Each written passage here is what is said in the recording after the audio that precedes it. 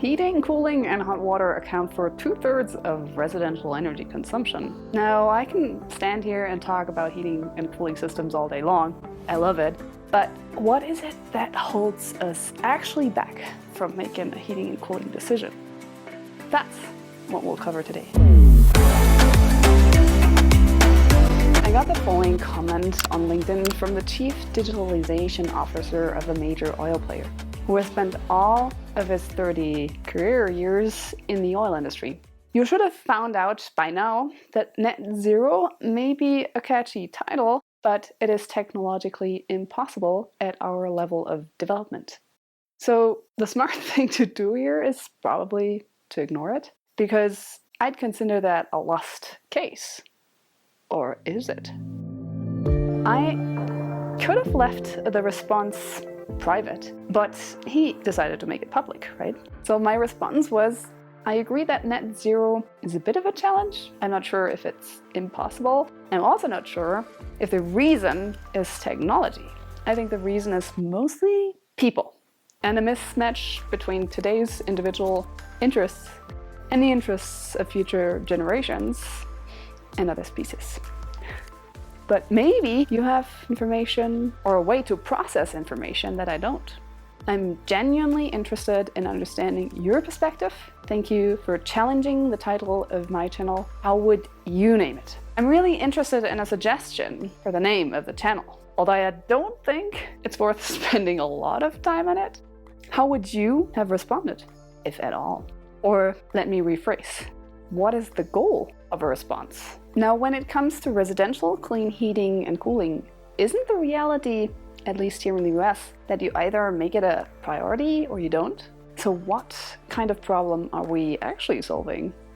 I think the actual equation is not what is the lowest cost of this commodity with zero price elasticity, including environmental friendliness. The equation is how important is it for someone? And how do they overcome the obstacles? Or is it? I'm originally an engineer, so I was used to see technical problems and wanted to solve them with technical solutions, right? And that's still my instinctive reaction. But can climate change be solved only with technical solutions? Well, it has to be a technical problem to solve it with a technical solution, right? And so many companies go down that road. Make heat pumps cheaper, better, and so on. Fair enough. On the way, they may realize, wait a minute, people aren't buying this stuff enough. So what's going on? And then you get into marketing decisions. To what extent should we market comfort, indoor quality, and so on? But one thing you can't fix with a technical solution or a marketing solution is belief. My husband is a Christian and I'm an atheist, so that was a bit of a stretch at times. No, seriously, ideology and people's integrity based on belief systems is really edgy.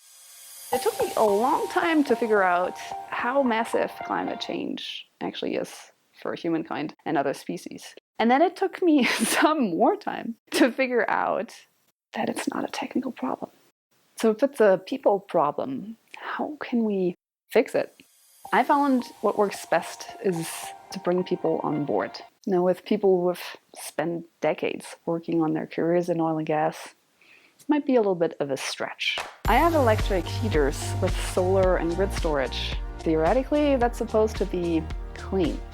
But is it really? It's not off the grid.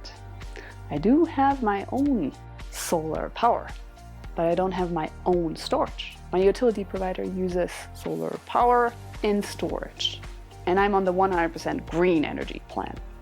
In retrospect, I should have installed an air-to-water heat pump system. How about you? Have you installed the heat pump system yet? What holds you back? Let me know in the comments. There you have it. You told me you're interested in clean heating and cooling systems, including insulation, and I love them. And him standing here and talking about belief systems.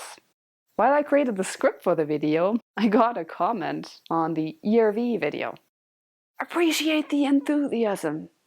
Can you please be a little bit more direct to the point?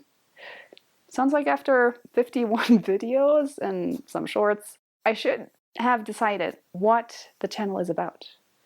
And probably switching between home improvement and clean tech breakthroughs might not be specific enough at this point. I sincerely apologize for any inconveniences. Next week, I'm in Berlin for a meeting of an angel investor group through which I invest in female-led clean tech startups.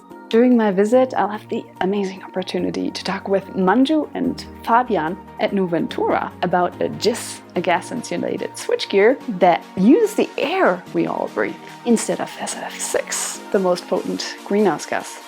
Become a member if you aren't already. Thank you very much for watching, and see you next time. Bye.